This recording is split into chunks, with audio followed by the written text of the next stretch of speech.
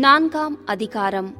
இஸ்ரவேலரே, நீங்கள் பிழைத்திருக்கும் படிக்கும் உங்கள் பிதாக்களின் தேவனாகிய கர்த்தர் உங்களுக்கு கொடுக்கிற தேசத்தில் நீங்கள் பிரவேசித்து அதை சுதந்தரித்துக் கொள்ளும் படிக்கும் நீங்கள் கைக்கொள்வதற்கு நான் உங்களுக்கு போதிக்கிற கட்டளைகளையும் நியாயங்களையும் கேளுங்கள்.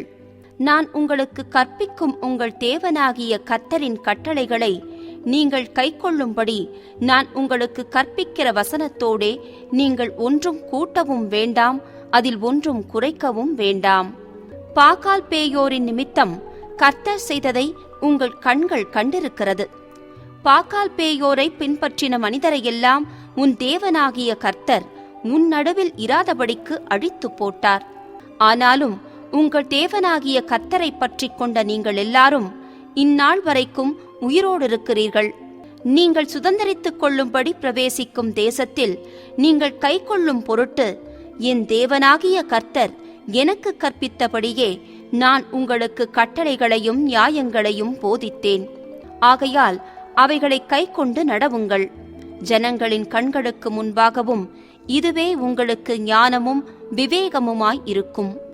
அவர்கள் இந்த கட்டளைகளையெல்லாம் கேட்டு, இந்த பெரிய ஜாதியே ஞானமும் விவேகமும் உள்ள ஜனங்கள் என்பார்கள். நம்முடைய தேவனாகிய கர்த்தரை நாம் தொழுது கொள்ளுகிற போதெல்லாம் அவர் நமக்கு சமீபமாய் இருக்கிறது போல, தேவனை இவ்வளவு சமீபமாய் பெற்றிருக்கிற வேறே பெரிய ஜாதி எது? இந்நாளில் நான் உங்களுக்கு விதிக்கிற இந்த நியாயப்பிரமாணம் முழுமைக்கும் ஒத்த இவ்வளவு நீதியுள்ள கட்டளைகளையும் நியாயங்களையும் பெற்றிருக்கிற வேறே பெரிய ஜாதியும் எது? ஓரேப்பிலே உன் தேவனாகிய கர்த்தருக்கு முன்பாக நீ நிற்கும்போது கர்த்தர் என்னை நோக்கி, ஜனங்களை என்னிடத்தில் கூடி வரச் செய்து என் வார்த்தைகளை அவர்கள் கேட்கும்படி பண்ணுவேன். அவர்கள் பூமியில் உயிரோடு இருக்கும் நாளெல்லாம் எனக்கு பயந்திருக்கும்படி அவைகளை கற்றுக்கொண்டு தங்கள் பிள்ளைகளுக்கும் போதிக்க கடவர்கள் என்று சொல்லிய நாளில் உன் கண்கள் கண்ட காரியங்களை நீ மறவாதபடிக்கும், உன் ஜீவனுள்ள நாளெல்லாம் அவைகள் உன் இருதயத்தை விட்டு நீங்காதபடிக்கும் நீ எச்சரிக்கையாயிருந்து உன் ஆத்துமாவை சாக்கிரதையாய் காத்துக்கொள். அவைகளை உன் பிள்ளைகளுக்கும் உன் பிள்ளைகளின் பிள்ளைகளுக்கும் அறிவிக்க கடவாய். நீங்கள் சேர்ந்து வந்து மலையின் அடிவாரத்தில் நின்றீர்கள். அந்த மலையில் வானத்தை அளாவிய அக்கினி எரிய இருளும் மேகமும் அந்தகாரமும் சூழ்ந்தது. அந்த அக்கினியின் நடுவிலிருந்து கர்த்தர் உங்களோடே பேசினார். வார்த்தைகளின் சத்தத்தை நீங்கள் கேட்டீர்கள். அந்த சத்தத்தை நீங்கள் கேட்டதே அன்றி ஒரு ரூபத்தையும் காணவில்லை. நீங்கள் கைக்கொள்ள வேண்டும் என்று அவர் உங்களுக்கு கட்டளையிட்ட 10 கற்பனைகளாகிய தம்முடைய உடன்படிக்கையை அவர் உங்களுக்கு அறிவித்து அவைகளை 2 கற்பலகைகளில் எழுதினார்.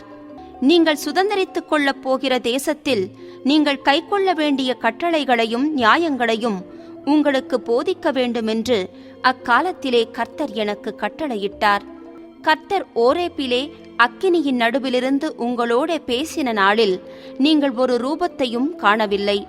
ஆகையால் நீங்கள் உங்களை கெடுத்துக்கொண்டு ஆண் உருவும் பெண் உருவும், பூமியிலிருக்கிற யாதொரு மிருகத்தின் உருவும், ஆகாயத்தில் பறக்கிற செட்டையுள்ள யாதொரு பட்சியின் உருவும், பூமியிலுள்ள யாதொரு ஊரும் பிராணியின் உருவும், பூமியின் கீழ் தண்ணீரிலுள்ள யாதொரு மச்சத்தின் உருவுமாயிருக்கிற இவைகளில் யாதொரு உருவுக்கு ஒப்பான விக்கிரகத்தை உங்களுக்கு உண்டாக்காதபடிக்கும் உங்கள் கண்களை வானத்திற்கு ஏறெடுத்து உங்கள் தேவனாகிய கர்த்தர் வானத்தின் கீழெங்கும் இருக்கிற எல்லா ஜனங்களுக்கும் ஏற்படுத்தின வானத்தின் சர்வ சேனைகளாகிய சந்திர சூரிய நட்சத்திரங்களை நோக்கி அவைகளை தொழுது சேவிக்க இணங்காதபடிக்கும் உங்கள் ஆத்துமாக்களை குறித்து மிகவும் எச்சரிக்கையாயிருங்கள். இந்நாளில் நீங்கள் இருக்கிறது போல தமக்கு சுதந்திரமான ஜனமாயிருக்கும்படி கர்த்தர் உங்களை சேர்த்து கொண்டு உங்களை எகிப்து என்னும் இருப்பு காலவாயிலிருந்து புறப்பட பண்ணினார். கர்த்தர் உங்கள் நிமித்தம் என்மேல் கோபம் கொண்டு நான் யோர்தானை கடந்து போவதில்லை என்றும், உன் தேவனாகிய கர்த்தர் உனக்கு சுதந்திரமாக கொடுக்கிற அந்த நல்ல தேசத்தில் நான் பிரவேசிப்பதில்லை என்றும் ஆணையிட்டார். அதனால் இந்த தேசத்தில் நான் மரணமடைய வேண்டும். நான் யோர்தானை கடந்து போவதில்லை. நீங்களோ கடந்து போய் அந்த நல்ல தேசத்தை சுதந்தரித்துக் கொள்வீர்கள். நீங்கள் உங்கள் தேவனாகிய கர்த்தர் உங்களோடே பண்ணின உடன்படிக்கையை மறந்து உங்கள் தேவனாகிய கர்த்தர் வேண்டாம் என்று விலக்கின எவ்வித சாயலான விக்கிரகத்தையும் உங்களுக்கு உண்டாக்காதபடிக்கு எச்சரிக்கையாயிருங்கள். உன் தேவனாகிய கர்த்தர் பட்சிக்கிற அக்கினி, அவர் எரிச்சலுள்ள தேவன். நீங்கள் பிள்ளைகளும் பிள்ளைகளின் பிள்ளைகளும் பெற்று தேசத்தில் வெகுநாள் இருந்த பின்பு நீங்கள் உங்களை கெடுத்து யாதொரு விக்கிரகத்தையாவது யாதொரு சாயலான சுரூபத்தையாவது பண்ணி உன் தேவனாகிய கர்த்தருக்கு கோபம் உண்டாக்க அவர் பார்வைக்கு பொல்லாப்பானதை செய்தால், நீங்கள் யோர்தானை கடந்து சுதந்தரிக்கப் போகிற தேசத்தில் இராமல் சீக்கிரமாய் முற்றிலும் அழிந்து போவீர்கள் என்று இந்நாளில் உங்களுக்கு விரோதமாய் வானத்தையும் பூமியையும் சாட்சி வைக்கிறேன். நீங்கள் அதிலே நெடுநாள் இராமல் நிர்மூலமாக்கப்படுவீர்கள். கர்த்தர் உங்களை புறஜாதிகளுக்குள்ளே சிதற அடிப்பார். கர்த்தர் உங்களை கொண்டு போய் விடப்போகிற ஜாதிகளிடத்திலே கொஞ்ச ஜனங்களாய் மீந்திருப்பீர்கள். அங்கே காணாமலும் கேளாமலும் சாப்பிடாமலும் முகராமலும் இருக்கிற மரமும் கல்லுமான மனுஷர் கை வேலையாகிய தேவர்களைச் சேவிப்பீர்கள்.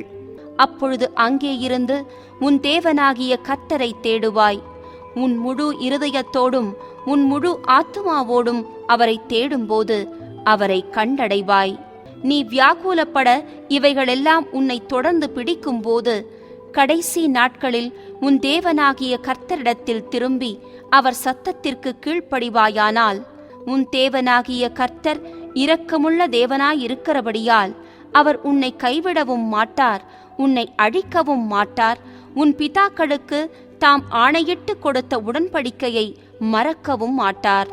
தேவன் மனுஷனை பூமியிலே சிருஷ்டித்த நாள் முதல் உனக்கு முன் இருந்த பூர்வ நாட்களில் வானத்தின் ஒரு முனை தொடங்கி அதன் மறுமுனை மட்டுமுள்ள எவ்விடத்திலாகிலும் இப்படிப்பட்ட பெரிய காரியம் நடந்ததுண்டோ? இப்படிப்பட்ட காரியம் கேள்விப்பட்டதுண்டோ?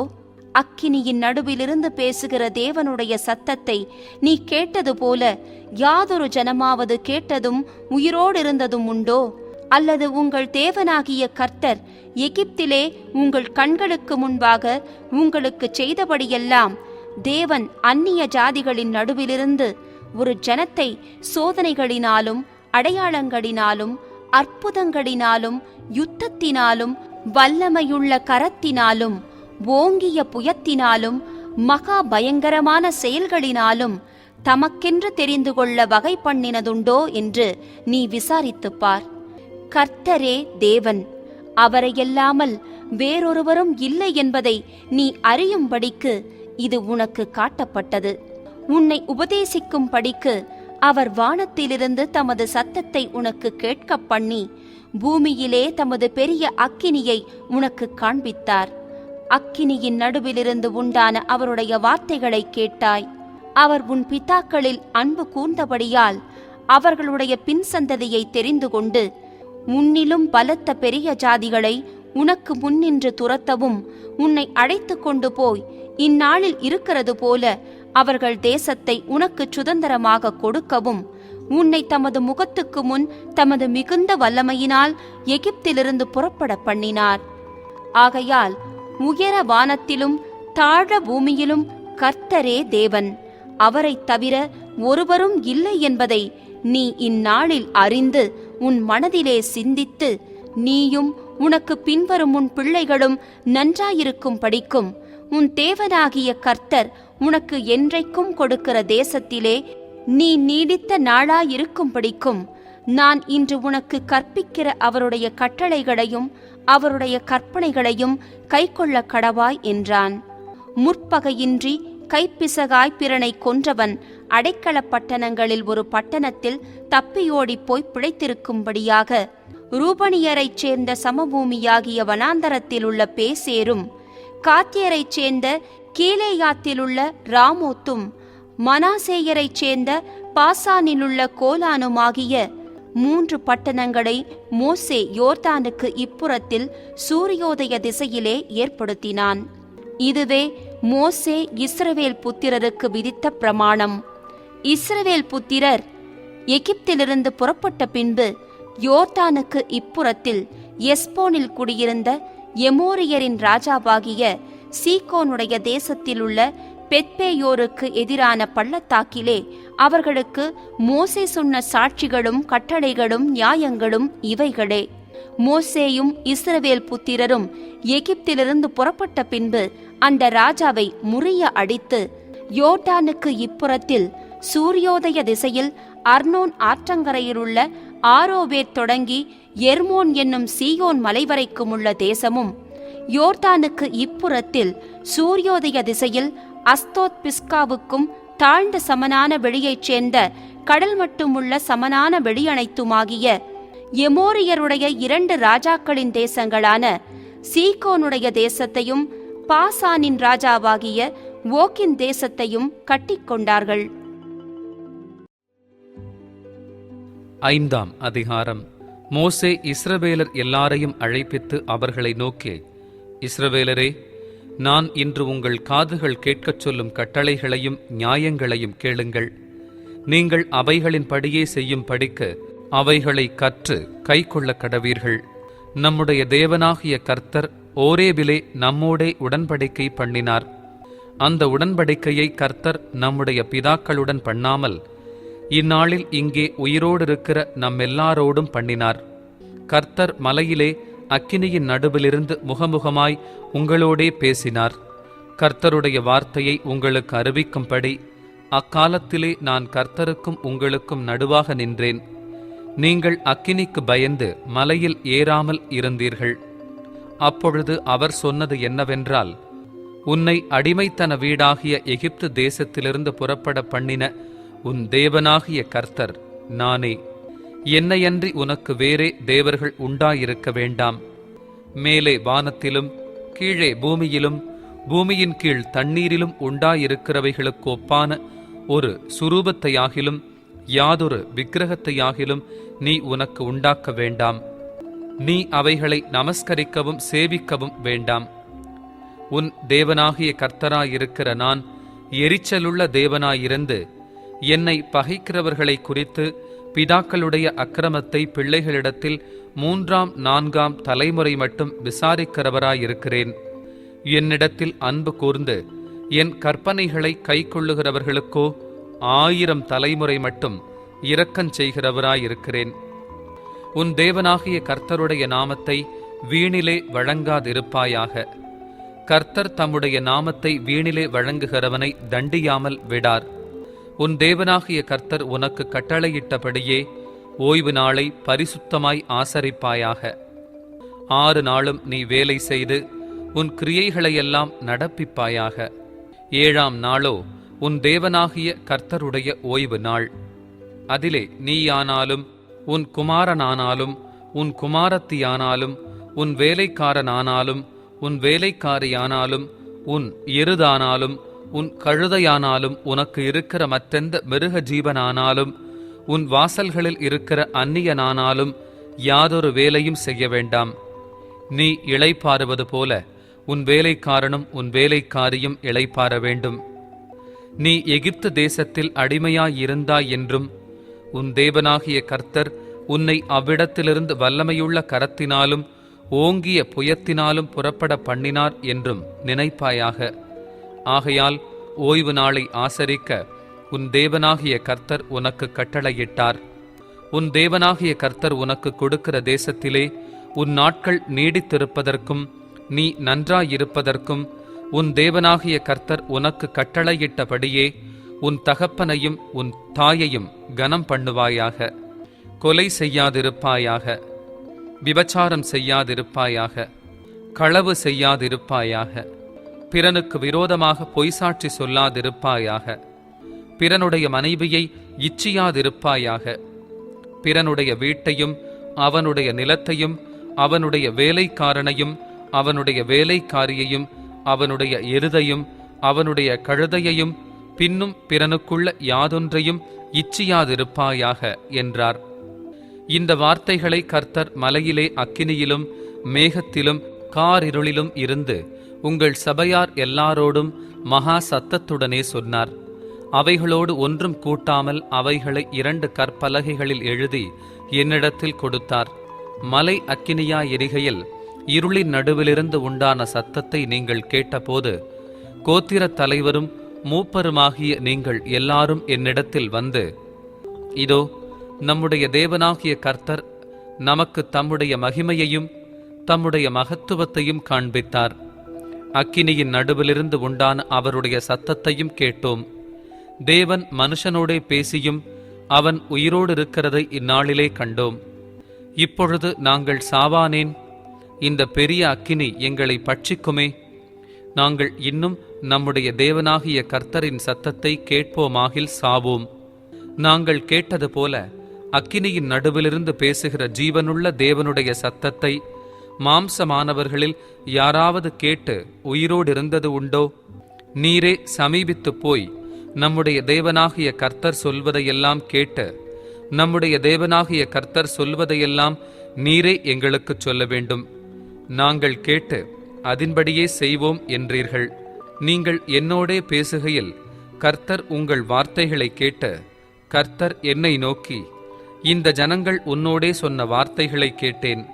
அவர்கள் சொன்னது எல்லாம் நன்றாய்ச் சொன்னார்கள்.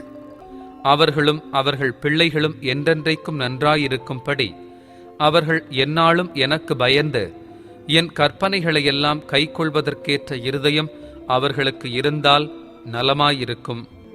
நீ போய் உங்கள் கூடாரங்களுக்கு திரும்பி போங்கள் என்று அவர்களுக்குச் சொல். நீயோ இங்கே என்னிடத்தில் நில். நான் அவர்களுக்கு சுதந்திரமாக கொடுக்கும் தேசத்தில் அவர்கள் செய்யும்படி நீ அவர்களுக்கு போதிக்க வேண்டிய சகல கற்பனைகளையும் கட்டளைகளையும் நியாயங்களையும் உனக்குச் சொல்லுவேன் என்றார். உங்கள் தேவனாகிய கர்த்தர் உங்களுக்கு கற்பித்தபடியே செய்ய சாவதானமாயிருங்கள். வலதுபுறம் இடதுபுறம் சாயாதிருப்பீர்களாக. நீங்கள் சுதந்தரிக்கும் தேசத்திலே பிழைத்து சுகித்து நீடித்திருக்கும்படி உங்கள் தேவனாகிய கர்த்தர் உங்களுக்கு விதித்த வழிகள் எல்லாவற்றிலும் நடக்க கடவீர்கள்.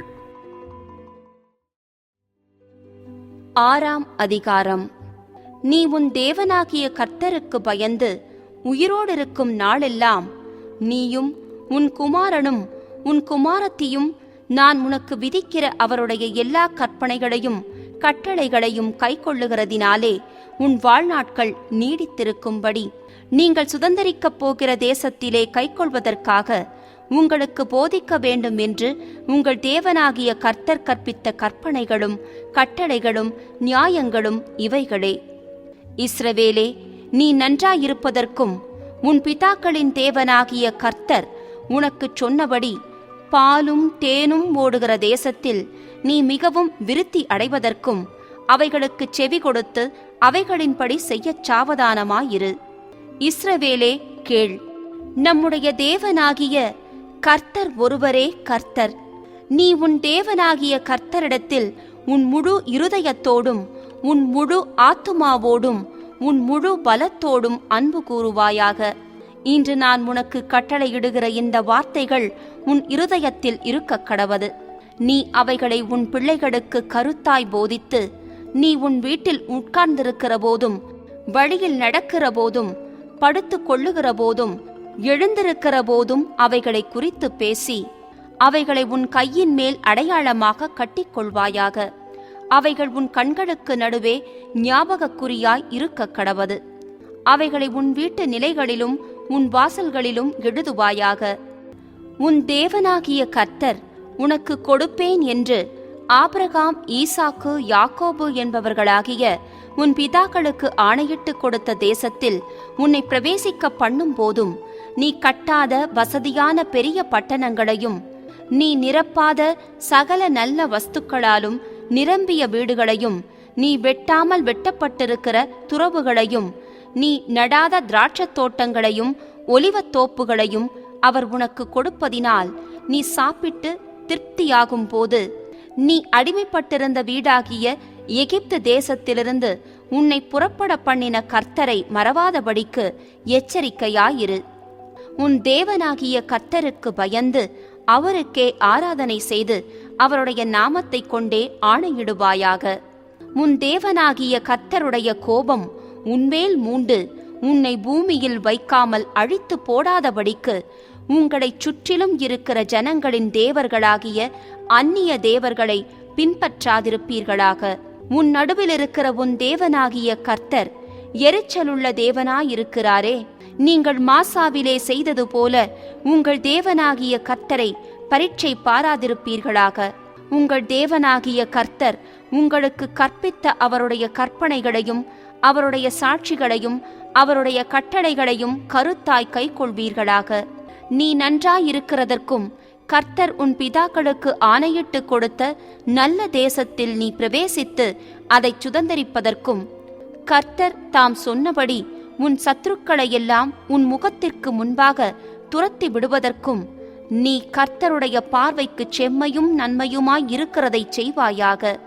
நாளைக்கு உன் புத்திரன், நம்முடைய தேவனாகிய கர்த்தர் உங்களுக்கு கட்டளையிட்ட இந்த சாட்சிகளும் கட்டளைகளும் நியாயங்களும் என்ன என்று உன்னிடத்தில் கேட்டால், நீ உன் புத்திரனை நோக்கி, நாங்கள் எகிப்திலே பார்வோனுக்கு அடிமைகளாயிருந்தோம்.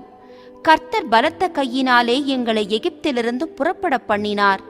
கர்த்தர் எங்கள் கண்களுக்கு முன்பாக எகிப்தின் மேலும் பார்வோன் மேலும் அவன் குடும்பம் அனைத்தின் மேலும் கொடிதான பெரிய அடையாளங்களையும் அற்புதங்களையும் விளங்க பண்ணி, தாம் நம்முடைய பிதாக்களுக்கு ஆணையிட்டு கொடுத்த தேசத்துக்கு எங்களை அழைத்து கொண்டு போய் அதை நமக்கு கொடுக்கும்படி எங்களை அவ்விடத்திலிருந்து புறப்பட பண்ணினார். இந்நாளில் இருக்கிறது போல நம்மை அவர் உயிரோடே காப்பதற்கும் எந்நாளும் நன்றாயிருக்கிறதற்கும் நம்முடைய தேவனாகிய கர்த்தருக்கு பயந்து இந்த எல்லா கட்டளைகளின்படியேயும் செய்ய கர்த்தர் நமக்கு கட்டளையிட்டார். நம்முடைய தேவனாகிய கர்த்தர் நமக்கு கட்டளையிட்டபடியே நாம் அவர் சமூகத்தில் இந்த எல்லா கட்டளைகளின்படியும் செய்ய சாவதானமாயிருந்தால் நமக்கு நீதியாயிருக்கும் என்று சொல்வாயாக.